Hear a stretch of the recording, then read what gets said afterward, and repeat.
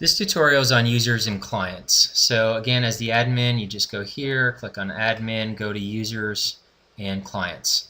So there is a difference between a user and a client. A user is like another coach, somebody who is a participant in this site.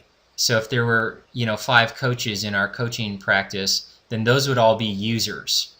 And so you click on add new user in order to add them. And then they have clients, and those clients would be under the clients. And so in order to add them, you can do it in a couple of different ways. You can add them from here, or the individual coach could go and add a client. But it's very important to know that when inviting them, do not add a client as a user if you need to add them as a client, because obviously they have a different login and they get to see different things, etc. So let's look at the users. As adding a new user, it's pretty straightforward.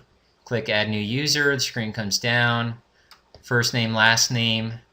It starts everyone is inactive, so if you that way there, if you wanted to add like 10 people and get the site primed before making it live for all of them, you can kind of stage it here. Otherwise, if you want because as soon as you mark them active and hit save, it's going to send them an invite. So if you want to pre-stage it, leave them inactive. If you don't care, then after you fill in the info, just mark it active. Set their time zone, set a temporary password, and then you determine whether you want them to also have the administrator role or not. Again, it's set to default to no. When you're done, you just hit save, and that'll automatically add them down below. If for some reason one of them, you mark them as inactive initially because you wanted to get the site ready, then when you're ready to activate them, you just mouse over and you would just mark them as active, and that would automatically add them as active. Clients, pretty much the same thing. You're going to add a new user as a client, and it's the exact same screen, other than the fact that they obviously cannot be an admin to your site.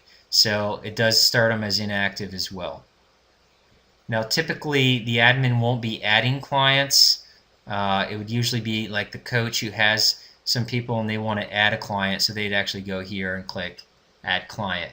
So it's the same type of thing, because when it comes from the individual coach, then the default verbiage for adding a new client can be added in other things as well.